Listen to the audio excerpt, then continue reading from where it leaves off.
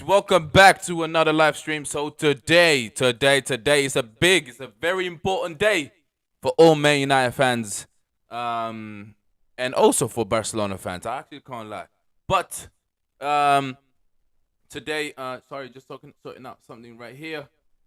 Uh, just setting up something right here. Yeah, we're cool. So today, I'm gonna be looking at some videos and also give my prediction on how's the game gonna go, how the score line is gonna go, how score line is gonna stay at the end of that 90 minutes. Um, I can't lie, I'm very excited. I'm also very nervous because we playing four competitions, right? We're playing four competitions this year, and we're doing well. We're doing very well, and I'm very happy. Uh, to be honest, I don't know where to tell you like on how I was with Eric Ten Hag in the first games, but I've always been a big believer on giving managers time, right? Eric Ten Hag obviously he didn't know how to work Man United when he first came, right?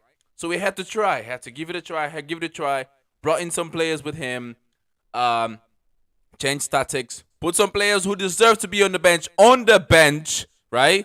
I'm talking about you, Maguire. Literally, you should be on the bench, and I'm glad you were because, brother, you just wasn't offering like enough security for us. I'm sure everyone agrees, right? So he brought in Lisandro Martinez. My man is a oh my god, bro. I'm like whenever this guy plays, right? Whenever this guy plays, I feel so secure.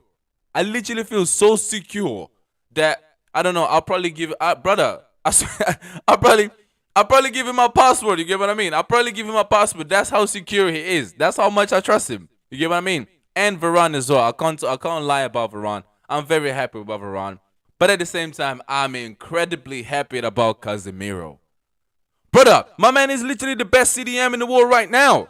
No one can come close to him, bro. No one can come close to him on how he plays. Literally, how he defends, how he attacks. Literally, bro. Everything, bro. Everything. That's why I'm so happy about him. So, I'm also gonna be giving some of my lineup predictions. What I think the lineup is gonna be. We're gonna be looking at the previous lineup, see if anything is gonna change, right? Let me just log it into live score real quick. Where's live score? I love using live score. That's the best app for if you're a football fan. The game's gonna be at 8 o'clock.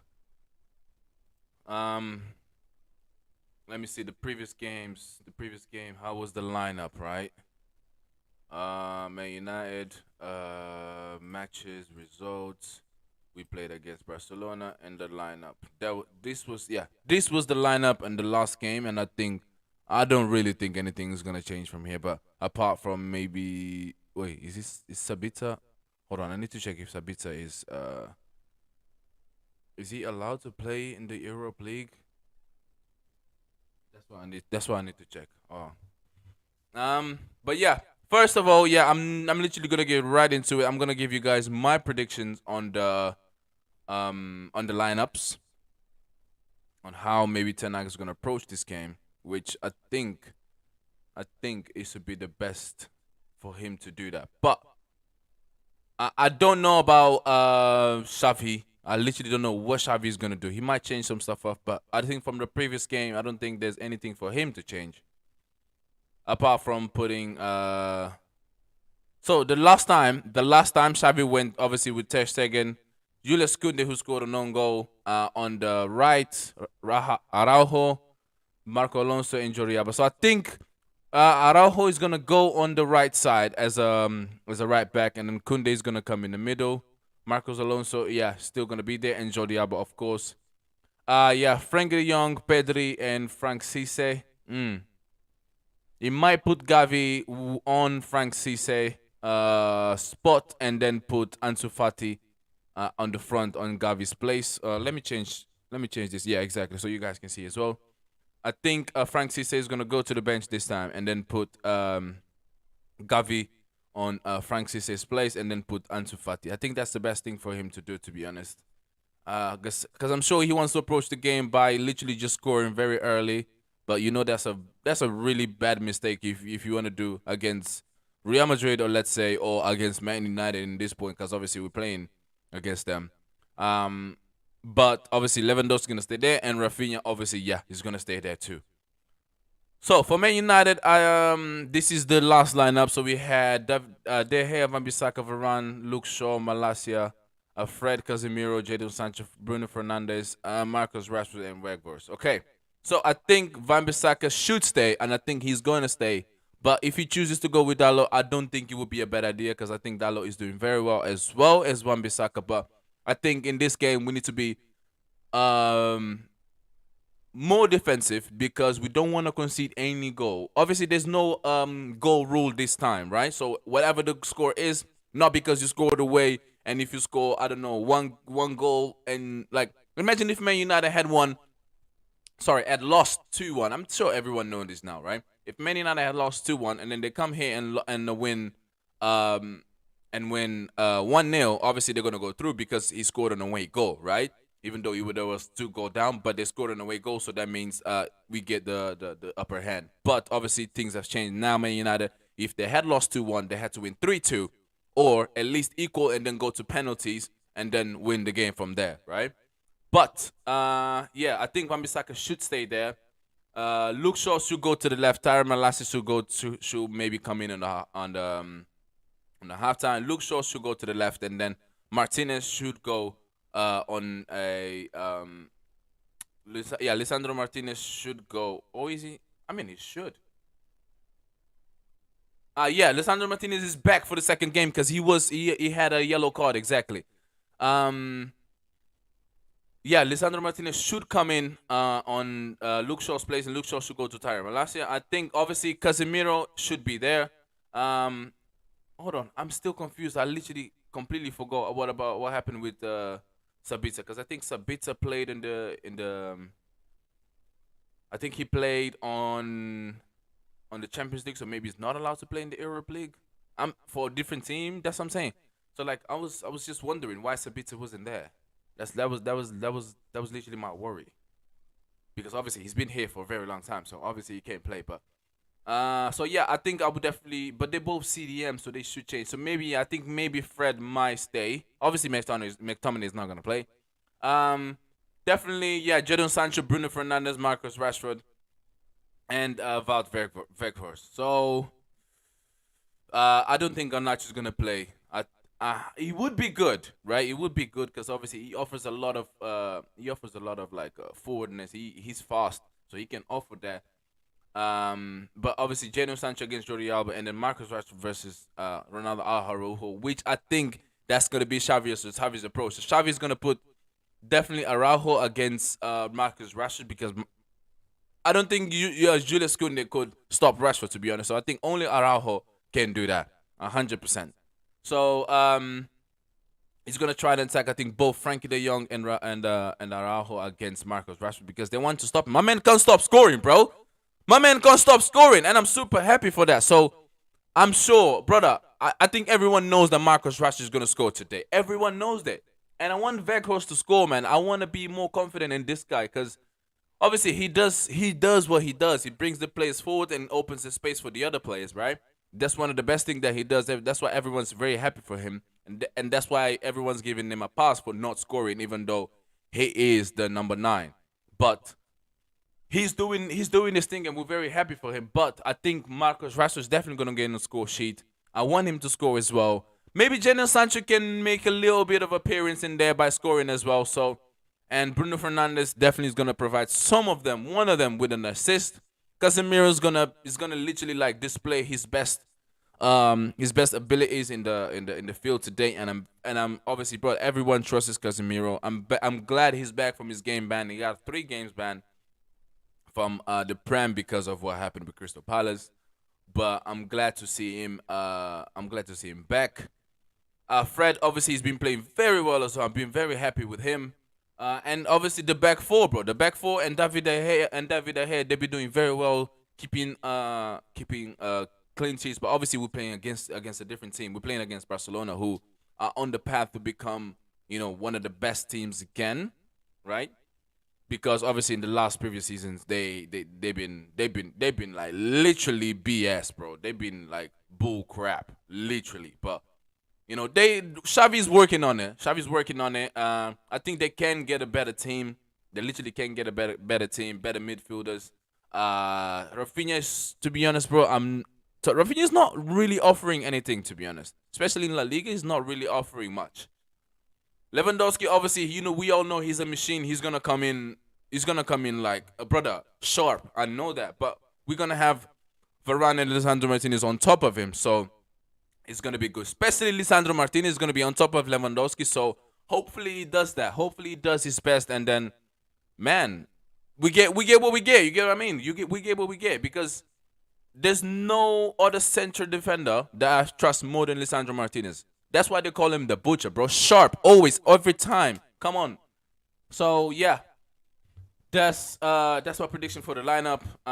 Yeah, I think the only thing that's gonna change is Lisandro Martinez coming in for Tyra Malacia and Luke Shaw going to the left. Maybe Dalot coming in for Van Bissaka. That's my prediction. But I think the rest is probably not gonna change, apart from maybe Fred. So yeah, I think Tyra Malacia and Fred are probably gonna come off if Sabitzer can play. But I think putting Sabitzer might be too much because Sabitzer is a defensive midfielder. So I don't think it's gonna put him there unless you put them. Yeah, both of them there. I don't think I would mind. I think I would really like that. I like it and I think I deserve it. You get what I mean? So yeah.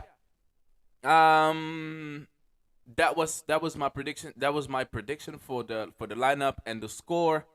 To be honest though, I'm sure, bro. I'm sure Barcelona is gonna score. I think probably Barcelona is gonna score first, and then we're gonna win them 2-1.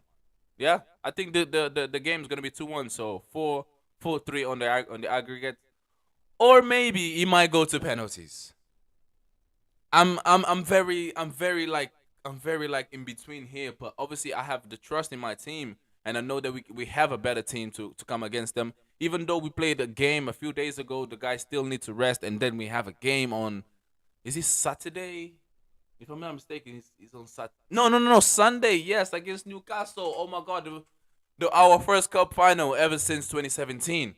So no. Actually, no, because we played Europa League final 2 years ago. Yeah, and we lost against Villarreal. It's true. But ever since then, we hadn't been in any other cup. So yeah, I guess we can say ever since 2021.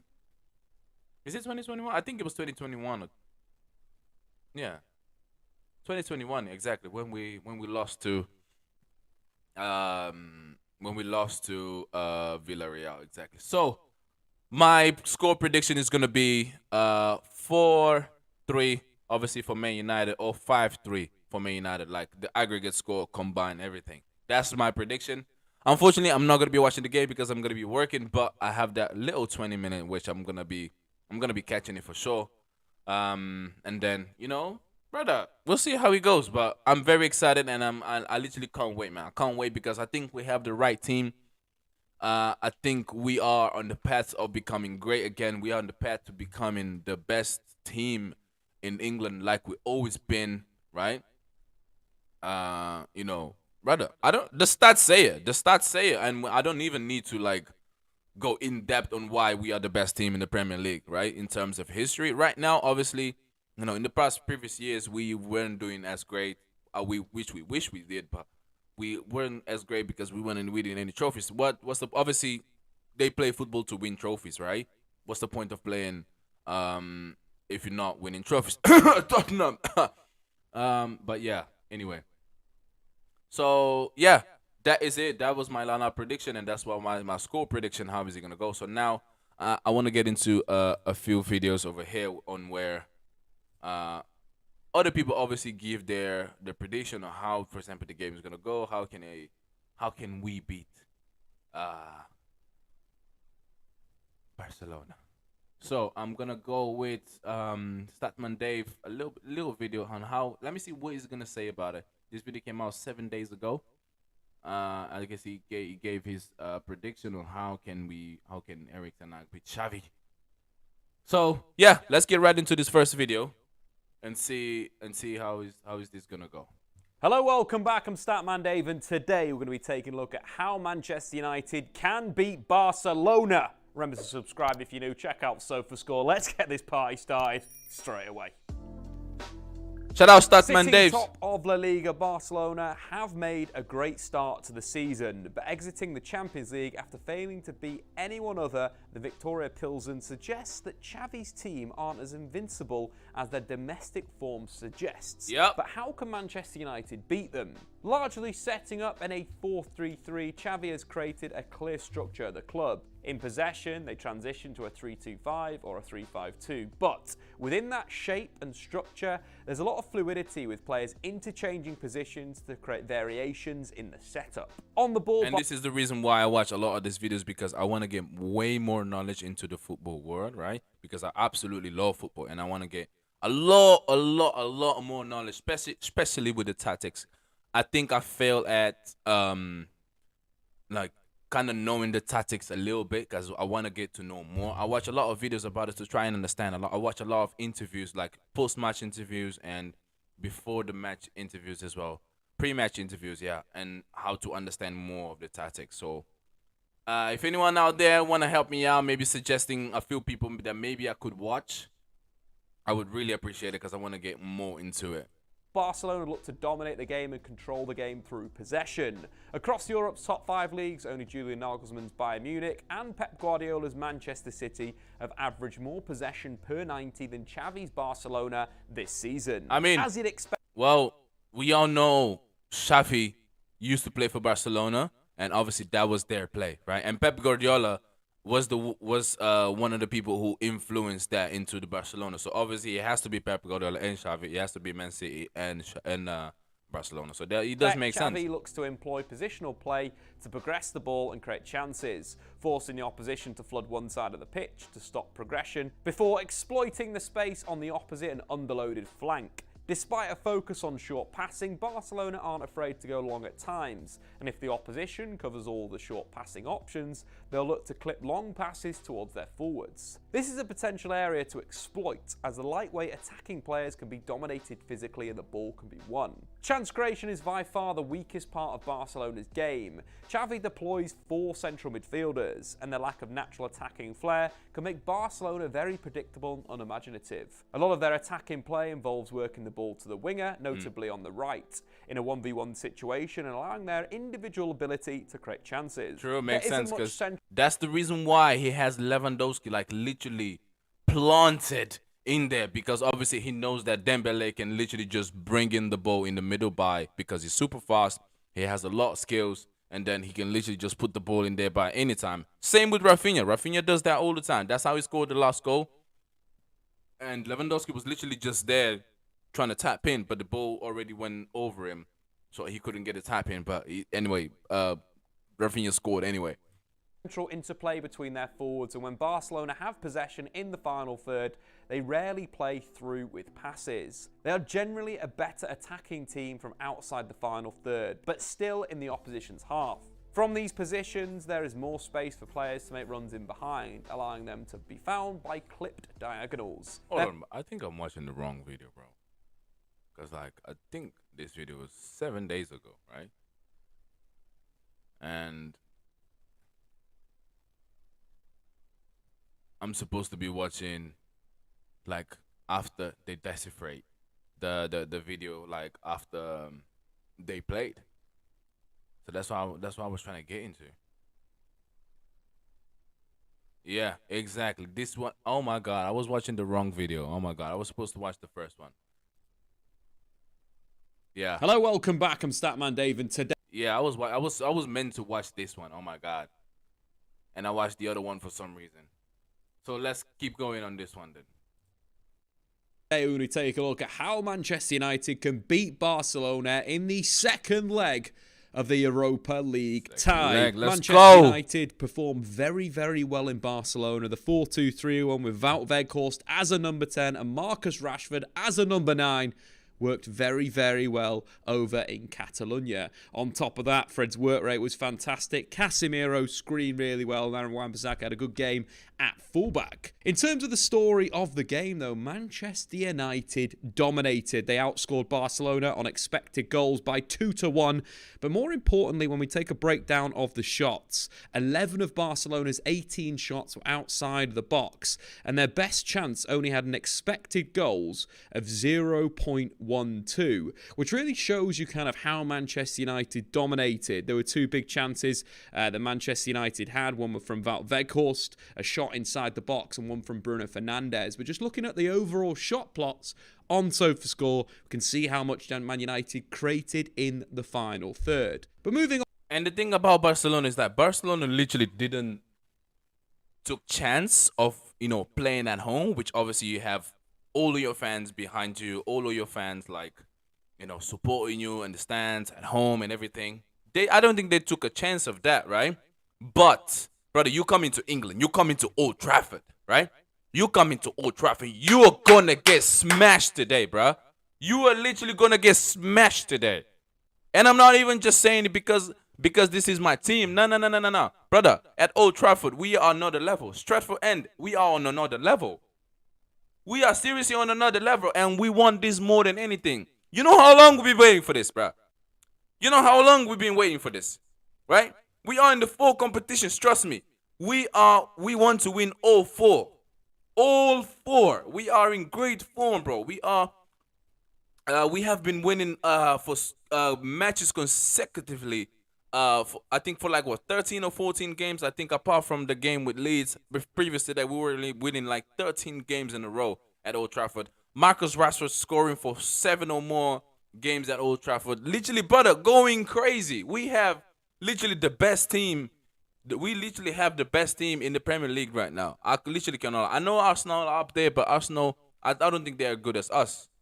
They beat us once, we beat them once, so I guess we're the same. But because we started bad in the first few games, right? That's why our performance we've been wasn't that great back then, but we are better now. But obviously because of the support of the fans as well, and Erik ten Hag bringing his philosophy, his experience and everything, transformed the team, bringing in forward coaches, midfield coaches, defending coaches, and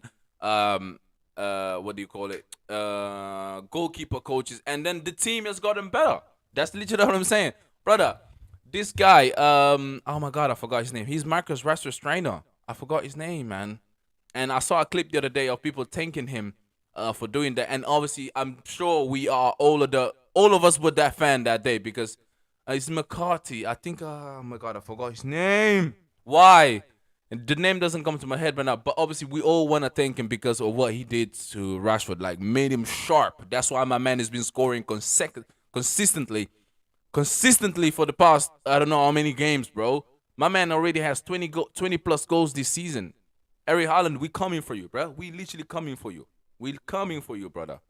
On to other points in the game, of course, Manchester United did dominate. It was through Marcus Rashford's good play into the channels and his also directness from the corner. But from a Barcelona perspective, Rafinha really stole the headlines. He was top for Barcelona for dribbles completed. Gotta give it to him.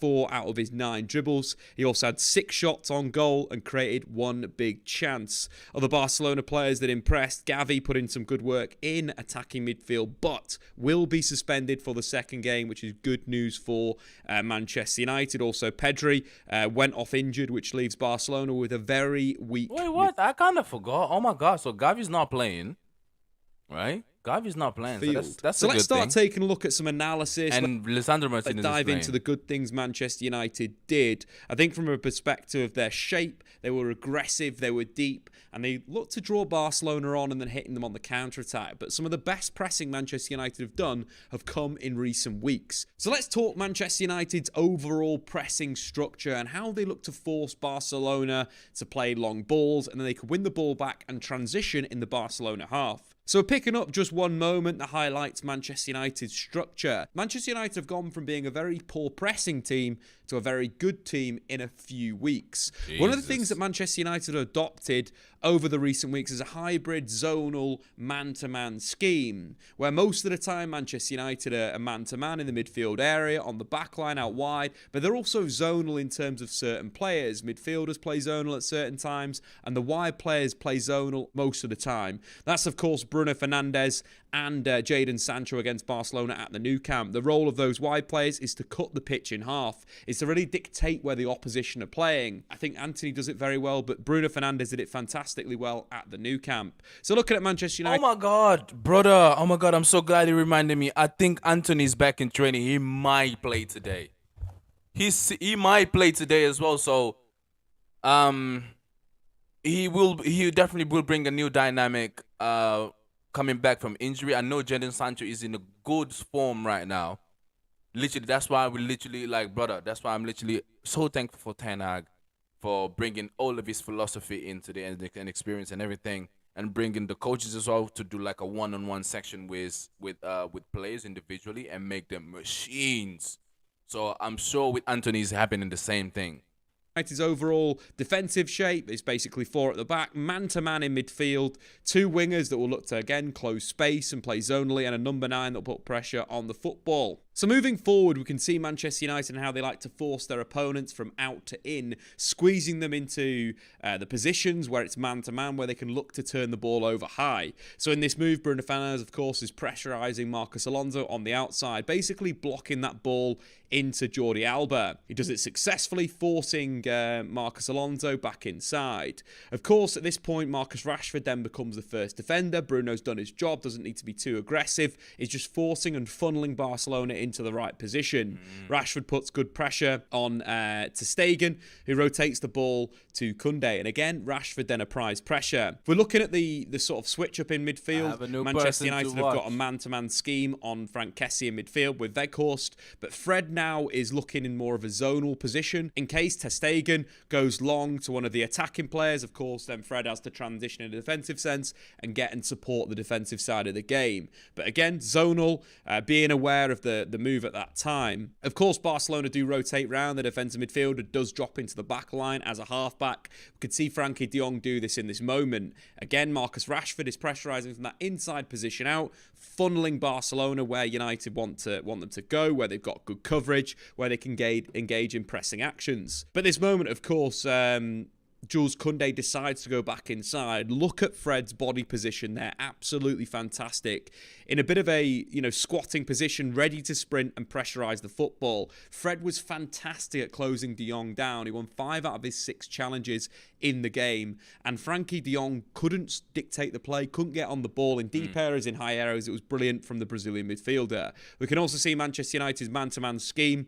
Super aggressive with defensive midfielders and centre-backs pressing high up the pitch. Against Lewandowski's being picked up by Casemiro. Gavi is getting picked up by Rafael Varane. Yes, of course, sir. Fred jumps on Frankie de Jong, pressurises him. Again, the ability to close the space and cover the ground quickly, I think, is the big reason why Fred started this game. That mobility is crucial to stop de Jong. Of course, Erik ten Hag is going to know everything about de Jong's game, and shutting him off and closing him down is going to be very important in this second game at Old Trafford. So Fred closed the ball down, then he squeezes the goalkeeper in a perfect body shape, closes the angle back to Frankie de Jong. Bruno Fernandes has got Marcos Alonso covered. Weghorst is on Frank Kessie. The only option is for ter Stegen to go long. Again, United's man-to-man scheme comes up clutch. We can see it highlighted, how Wan-Bissaka's picking up Jordi Alba, Varane on Lewandowski, and again in the defensive midfield position, Pedri's being picked up by Casemiro. But what this man-to-man scheme allows is players to be super aggressive and press in these key moments. And we see that, the ability for Rafael Varane to do that, because of course Luke Shaw is covering the run in behind the defence from Gavi. It allows Varane to be super aggressive, winning the ball back, knowing that he's got his defence in a man-to-man scheme, but also the fullback in Malacia is playing a very responsible role. And this is where as well Wout Weghorst's role is really important, because that the reason why I think ter Eric Ten Hag went to get him is for this, so they can all pressure at the same time, right? And they can all also defend at the same time. And this is why I love Wout Weghorst and what he was doing. I kind of had to understand, for example, his game a little bit before obviously we start judging, because you need to know his role, right? Every player has his own role, and they all need to follow his role. And he's been absolutely amazing at fulfilling his role, because he's very good at pressuring. He's very good at creating space, so that allows an open space for other players like Bruno, like Rashford, to come in, swoop in, and score the goal. Because that's what we need, bro. That's what we need. We need beautiful play. We need goals, and we need to do our job. That's it, and that's exactly what we're gonna do today. Playing on halfway, playing offside, but he's got the ability to cover the long switch if Lewandowski can break this challenge. Of course, Varane wins the ball. United transition super high. Sancho combines with Rashford, and there's a really good covering challenge from Marcos Alonso. But the big thing with Man United, if they can win the ball back in these areas, the positioning of both fullbacks. We can see Arejo top of the screen, who's playing as the right back, Jordi Alba at the bottom of the screen. It's the classic thing that Liverpool are susceptible to. You get behind the fullbacks, you attack Shout out my channel to channel. people Manchester watching, by the United way. would have Thank scored you. a goal to make it 2-1. So back to the tactics board, how this could look in the second game. Of course, Pedri and Gavi are out injured. So expect either Ferran Torres, who had a very good game against Cadiz at the weekend, or Ansu Fati, who look bright to come in the attacking areas. That's exactly what I said. I think Ansu Fati is gonna start. He's going to start with Rafinha and Lewandowski up front. And That's of course, my prediction. Sergio Roberto likely to come into defensive midfield. The one thing is Sergio Busquets was actually on the bench against Cadiz. So what potentially we could see Barcelona do is go for Busquets at defensive midfield, De Jong a little bit higher, and then Frank Kessie maybe playing more as the right-sided midfielder who's going to get into the advanced areas. The big thing for Manchester United, they've slightly changed their system. Casemiro sit a little bit more left-centred. Fred being aggressive right-centred on De Jong, and Weghorst going man-to-man on Busquets, instantly sorting out that problem straight away. I think United's selection needs to be very, very similar to what we saw at the Nou Oh Camp. my God, But this is moving going to back be the analysis, beautiful let's today. take a look at Marcus Rashford's first goal, because it was a perfect idea of how to really is gonna catch be Barcelona beautiful. out. Barcelona are really bad when they transition from their attacking structure to their defensive structure. Let's pick up the play with Jordi Alba clearing the ball after pressure from Bruno Fernandes. Again, both wide players, super aggressive, putting some really good defensive work. We know how good Bruno is on that right-hand side, and I like to see him there again just because of the defensive work. So the ball's played up. Rafael Varane simply reads the play, chests it to Casemiro. One of the big things that we can see straight away is the space between the two Barcelona centre-backs. Obviously, we mentioned before, De Jong likes to drop into a half-back position when he plays DM. Busquets likes to do the same thing, but they're still open to exactly the same play in the second leg. Again, both full-backs super, super high. They're going to have to restrict very, very quickly when they've lost the ball, and something they don't do very well. We've got to take a little bit of a moment to appreciate the pass from Casemiro, receiving the chest from Rafael Varane. Brilliant first touch, getting his head up, but dropping the perfect ball behind Frankie de Jong. This is similar to Busquets. Both players aren't as good defensively as they are on the ball. Another moment that United could catch them out. And that man-to-man job that Fred will do again, or even Weghorst playing high against Busquets, the ability to spin in behind them is really, really important. Weghorst against Busquets is going to be a very hyped competition between them. They're both really tall. And they both they both do their jobs properly. So this is going to be from Marcus Rashford. It's going to be something that I want to watch. The screen here is how he's on the blind side of Marcos Alonso. Alonso doesn't have a clue where he is right now. Perfect positioning from Rashford, something that he's really improved this season under Eric Ten Hag. But great Casemiro ball, you're in behind the Barcelona midfield. Fantastic first touch from Fred round the corner. Rashford's already starting his run, knows he's going to be found in behind the defence, and you've got big problems in the channels. Manchester United have got players in both channels. This is something United need to do again at Old Trafford. Win the ball quickly, attack the channels. Fred turns, feeds Marcus Rashford, drives through too fast for the defence and fires in the near post, something that we've seen him add to his game this season. You know, we'll do a little bit of analysis on the main channel about Marcus Rashford's development and evolution this season, but something he's got now is that right-footed finish on the right side of the box. Manchester United get back into the game. So from a tactical side, we'll just take a look at that. Again, we're looking at Weghorst sitting on Busquets. We're looking at De Jong being dealt with Fred. Similar thing if Casemiro can screen and win the ball back in midfield. Either player, Fred or Weghorst receiving in between the lines and then releasing Marcus Rashford if he's sitting into sort of a wide position and Fred can roam in behind De Jong, receive, and then play Marcus Rashford through is always going to be an angle. Alternatively, with Jadon Sancho making that move in behind, or if United want to kind of rotate that team, and let's say Alejandro Garnacho starts, or Anthony maybe starts from the left-hand side. Yeah. Probably more Garnacho at the moment. You've got that ability to play that pass as well in behind the defence. I think I'd like to see Jadon Sancho start on the bench to be an impact player. When Man United need to chase the game, you can bring on Jadon Sancho into Garnacho's position, rotate Rashford to that left-hand side, get him to play the channel in between Arejo and Koundé, play Sancho number 10, and Weghorst as at 9, because we saw how well Jadon Sancho played there against Leicester City. I think that's a great option off the bench. But in terms of the start of the game, of course, probably like to see Garnacho start on that left wing to give the threat in behind. Rashford as that 9, Weghorst as a 10. Also, transitionally for Manchester United, if Bruno can get deep on the ball, looking for the move of Rashford dropping off and Weghorst spinning in behind and then Bruno finding with the long ball could be another great avenue for Manchester United. Barcelona are very... Ten Hag said he has a plan, right? And we trust Ten Hag's 100%, bro.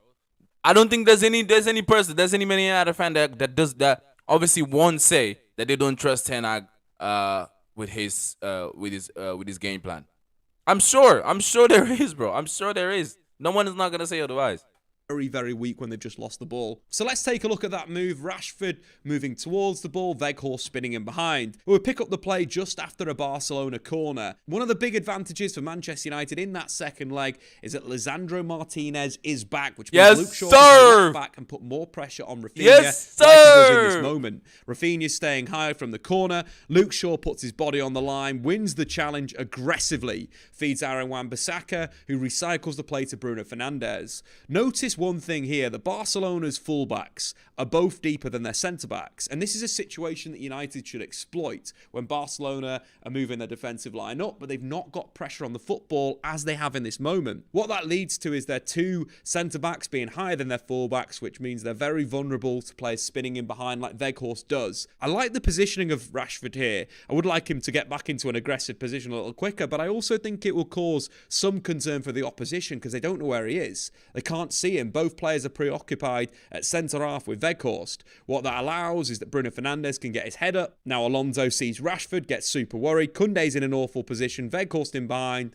And ter Stegen makes a very, very good save. But tactically, that moment of Rashford dropping in and Weghorst moving from attacking midfield in behind the defence could be a real good option for United. Yeah, but he has to be incredibly careful with the offside, right? Because he has a long foot, bro. Even that little slide over on the toe can put him offside. So he has to be very careful with the offside, of course. But obviously, if he can be fast, but obviously it would be easier for Marcus Rashford because Rashford is so much faster than him. But I know he can do his job properly because that's what he did. So overall, it was a successful pass, and then he managed to put it on target, but ter Stegen saved it. So play that aggressive man-to-man scheme in midfield, look to transition the ball and then counter-attack into the channels. They also need to look for those balls over the top when Rashford's dropping off and Weghorst is spinning in behind. If Fred or Bruno Fernandes from the right wing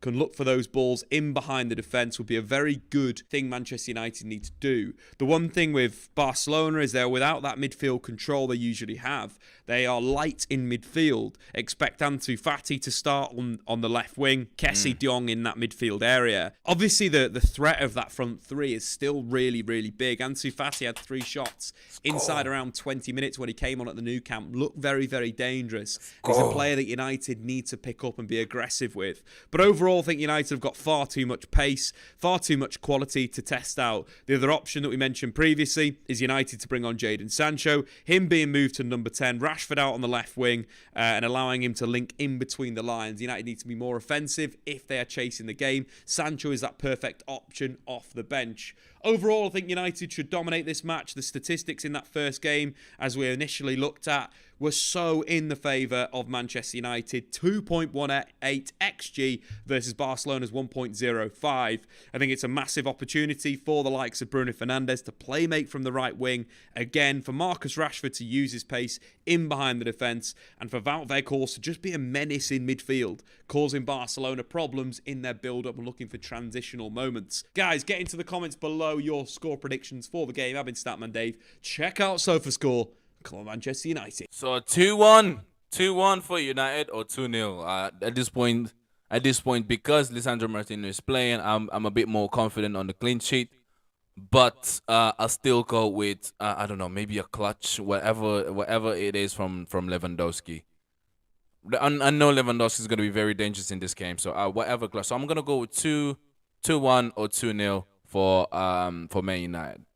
So yeah, that was it for the video today, guys. We did a little 40 minutes 40-minute stream for the video, 40 minutes stream today. So yeah, I'm incredibly excited for this game. I literally cannot wait. I'm literally being serious. I cannot wait for this game. And yeah, so hopefully everything goes well. Obviously, you know, the game of football is very unpredictable sometimes.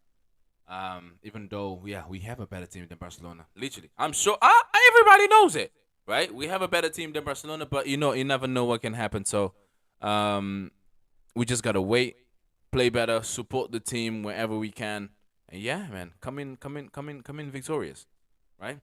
So yeah, thank y'all for watching. I will see you guys in a bit. Take it easy.